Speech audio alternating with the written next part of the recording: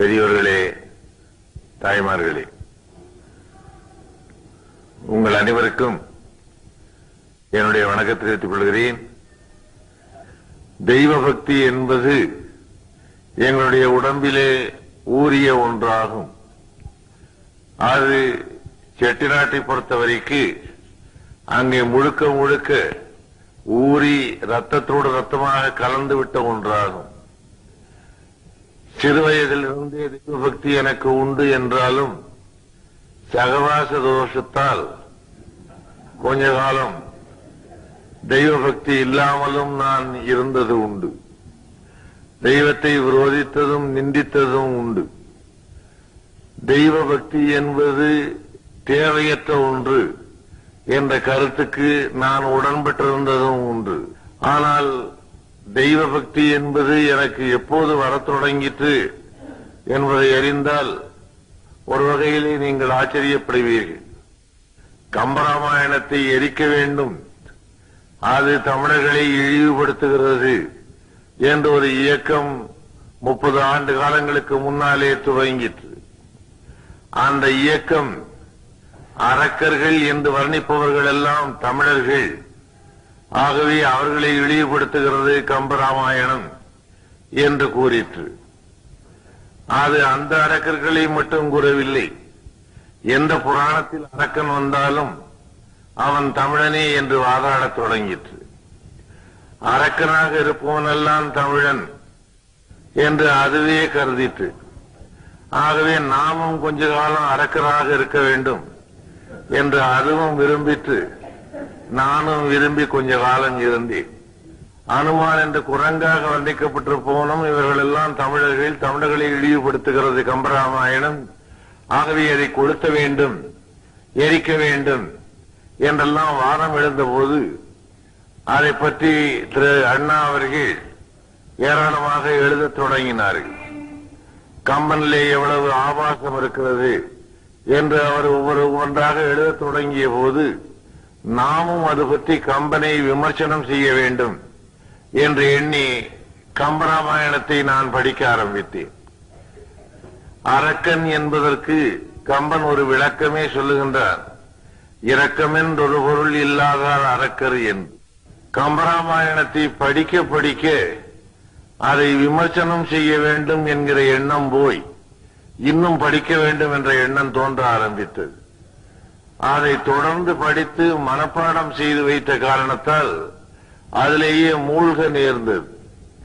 அந்த இயக்கத்திலே இருந்த போதே எனக்கு ராமகாதையின் மீது ஒரு பற்றுதல் ஏற்பட்டது.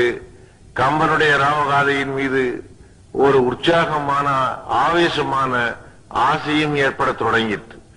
அது முதலே வாழ்க்கையிலே தெய்வ பக்தி என்பது தேவையானது என்கின்ற உணர்வு தோன்றிற்று. உணர்வு தோன்றிற்றே தவிர தெய்வ பக்தியினுடைய விளைவு என்ன என்பதனை என்னாலே உணர்ந்து கொள்ள முடியவில்லை. எல்லோருமே தெய்வத்தை வணங்குகின்றார்கள். சில பேருக்கு அந்த தெய்வம் வரம் அளிக்கிறது, சில பேருக்கு சாபம் அளிக்கிறது. சில பேர் நன்றாக வாழுகிறார்கள் தெய்வத்தை நம்பியவர்கள், சில பேர் நன்றாக வாழவில்லை.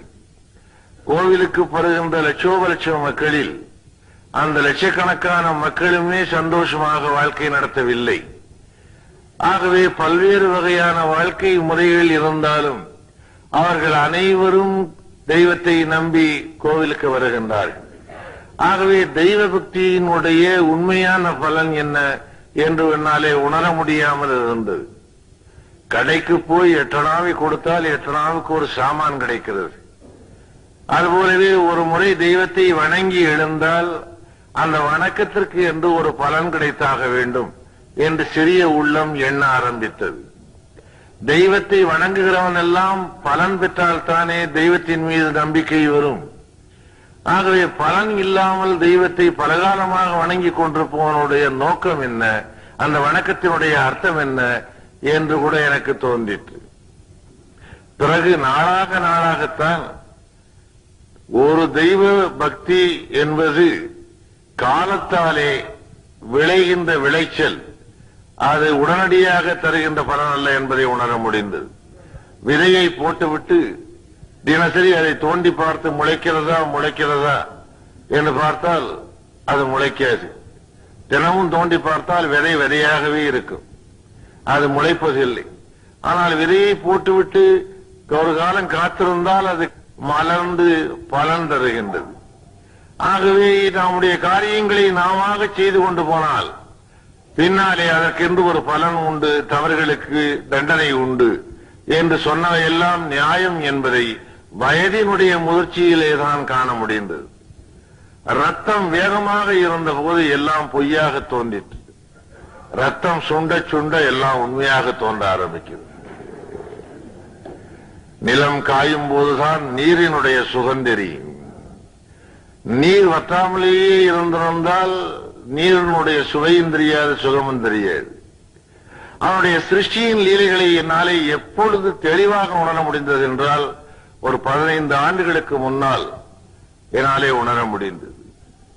அவரவர்களுடைய தவறுகளுக்கு அவரவர்களுடைய வாழ்க்கையிலேயே தண்டனை கிடைக்கும் என்பதை நான் கேள்விப்பட்டிருக்கிறேன். பாவத்தினுடைய சம்பளம் மரணம் என்பது கிறிஸ்தவ வேதம். ஆனால் பாவத்தினுடைய சம்பளம் அந்த அளவிலேதான் என்பது இந்துக்களுடைய வேதமாகும். நீ 1 கிலோ பாவம் செய்தால் 1 கிலோ தான் தண்டனை. அது கூடவும் கூடாது, குறையவும் குறையாது.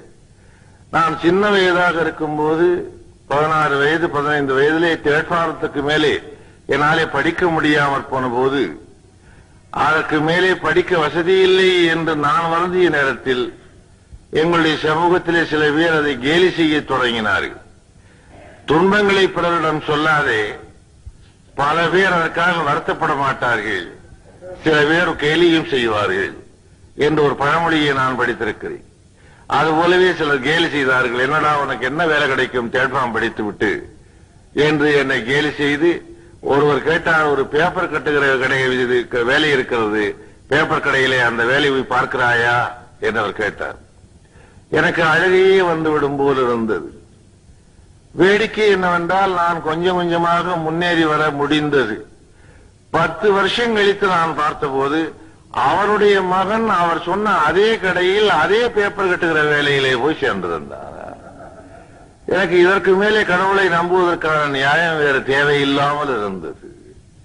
எப்படி சொல்கிறாயோ, எப்படி அளக்கிறாயோ அப்படியே அளக்கப்படுவாய், எப்படி தீர்க்க நினைக்கிறாயோ அப்படியே தீர்க்கப்படுவாய் என்பதனை என்னாலே உணர முடிந்தது.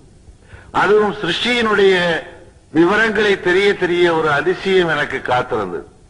இன்றைக்கு சந்திரமண்டலத்தை எட்டி பிடிக்கின்றவன் கூட மரணத்தை தடுக்க முடியவில்லை என்பதனை நாம் பார்க்கின்றோம்.